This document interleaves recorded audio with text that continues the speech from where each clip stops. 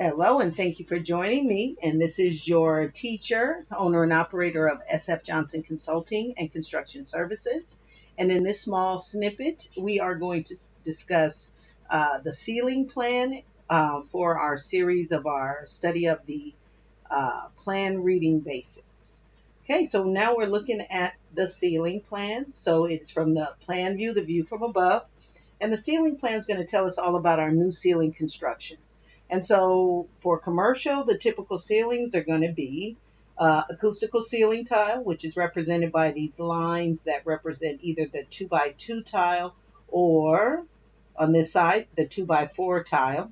And each of the rooms, it's going to have a ceiling tag or room tag, ceiling tag that's going to tell you two things. It's going to tell you the type of ceiling finish, and it's going to tell you the height of the ceiling. Not necessarily the height of the stud, so don't confuse the two. It is the height of the ceiling.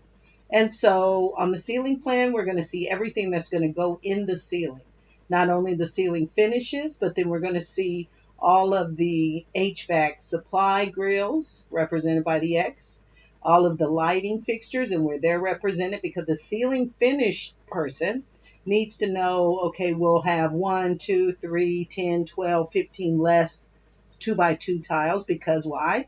We have a grill in there, or we have a few of the tiles that need to be fitted for casings for the lights. Okay, so when you see the ceiling plan, you're going to see everything that's on the ceiling, that's represented on the ceiling, and it's typically for reference only for this whoever's installing the ceiling finish.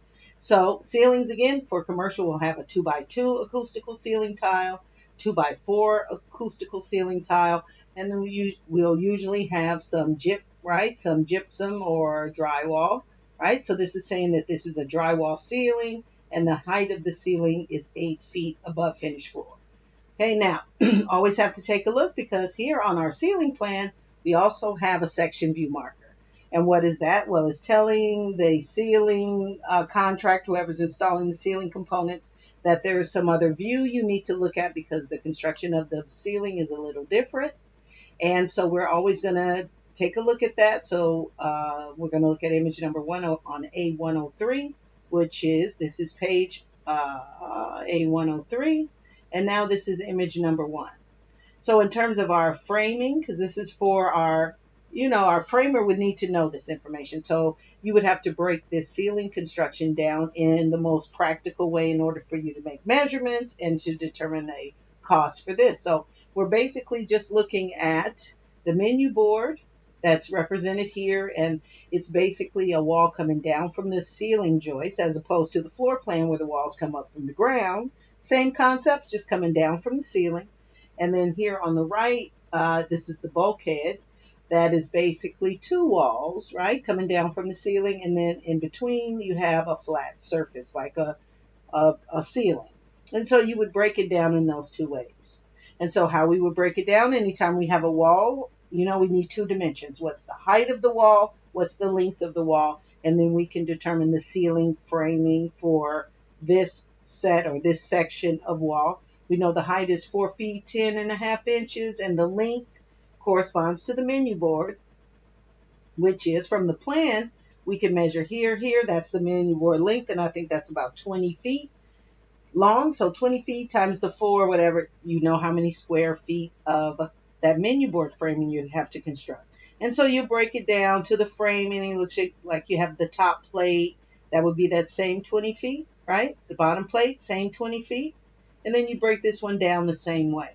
And so basically what you have is 2 walls that are 3 feet, 10 inches, whatever. Excuse me. You can combine that and say you have 7 feet worth of wall times what's the length of the bulkhead, right? The length of the bulkhead is this length, whatever that is. I think I can. Oh, no, we have to change the scale. The scale is different. And see, when you're looking at a set of construction documents and it's trying to tell me that that's 4 feet, that's obviously not 4 feet, right? 5 feet, 4.9. So that tells me, something's wrong with the scale. But yeah, I was using the scale to measure this, right? And this scale is for every 3/4 of an inch, it's 1 foot, but I should have had it on this scale, which is much different. And so, yeah, the measurement's going to be different. Where the scale for this is, for every quarter of an inch, it's 1 foot. So I have to make sure I change the scale, and that's important, or else you'll be measuring stuff wrong.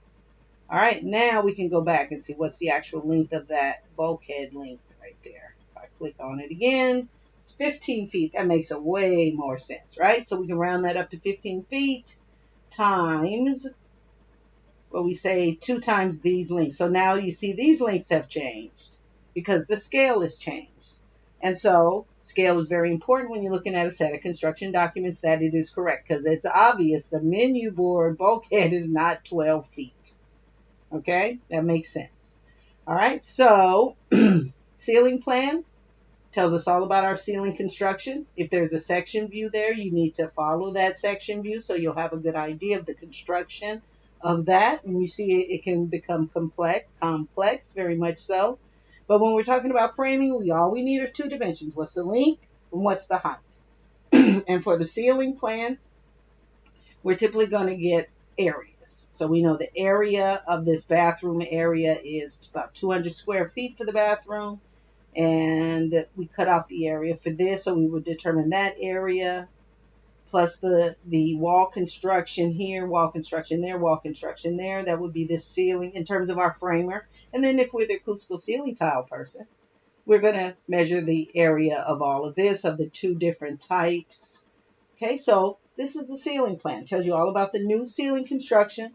If we're the framer, we're looking for any drywall construction or that bulkhead construction. If we're the acoustical ceiling tile professional, usually they don't do the same thing. So if I'm doing the drywall, I'm usually not doing the ACT, or I might. It really depends. But we always break that down separately, of course. Okay, but the typical framer is not going to do the acoustical ceiling tile. Okay, so it shows us everything on the ceiling for reference. So we know if we are installing the acoustical ceiling tile, we know we have a couple less tiles because we're going to have a supply grill for the for the HVAC system, and a couple, a few have to be specialty made for the can lights that are going to be coming through that. Okay, so that's pretty much all you need to know about the ceiling plan. All new ceiling construction, each room is going to have a ceiling tag that tells you 2 things: the ceiling finish and the height of the ceiling.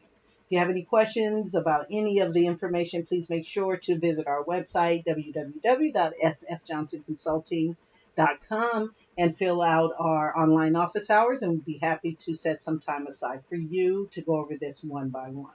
But again, thank you for joining, and I will most definitely see you at the next class. Take it easy.